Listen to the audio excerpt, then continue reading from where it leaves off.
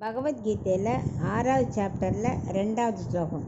யம் சந்நியாசமிதி பிராஹுர் யோகம் தம் வித்தி பாண்டவ நஹ்யாசம்யஸ்த சங்கல்பஹ யோகி பவதி கஷ்டன.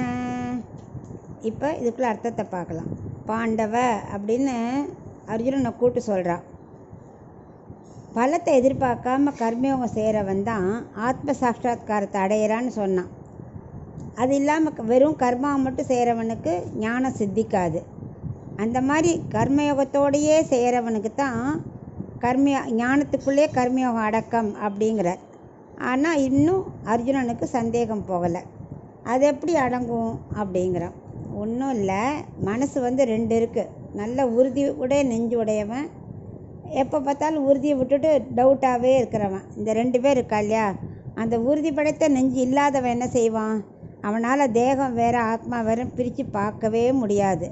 ஸோ அவனால் கர்மயோகம் பண்ண முடியாது. கர்மாவை தான் செஞ்சுட்டு இருப்பானே தவிர கர்ம யோகி ஆக முடியாது. அதனால் அவனுக்கு ஆத்ம சாட்சாத்காரம் கிடைக்காது. ஆனால் உறுதி படைத்த நெஞ்சு உள்ளவன் என்ன சொல்வான்? கர்மயோகத்தை செய்வான். தேகம் வேறு ஆத்மா வேறுன்னு அவன் புரிஞ்சுப்பான். செய்கிறதெல்லாம் பகவானுக்குன்னு புரிஞ்சுப்பான். ஸோ இந்த மாதிரி கர்மயோகம் செய்கிறவனுக்குள்ளே தான் ஞானம் அடங்கியிருக்கு அப்படின்னு யார் சொல்கிறா? படித்தவாள்லாம் சொல்கிறா. ஞானம் படித்தவாள்லாரும் சொல்கிறா. இந்த மாதிரி கர்மயோகம் செய்கிறவனுக்குள்ளே ஞானமும் அடங்கியிருக்கு. ஆத்மா உள்ளபடி அறிஞ்சு கொள்ளணும், அவனே கர்மயோகி அப்படின்னு இந்த ஞானத்தை பற்றி விளக்கிறார். ஞானம் வேறு அப்படிலாம் கிடையாது. கர்மயோகத்துக்குள்ளே ஞானம் உண்டு. அதை அவன் புரிஞ்சுட்டு பண்ணணும், அவ்வளோதான் அப்படின்னு அவனுக்கு விளக்கிறார்.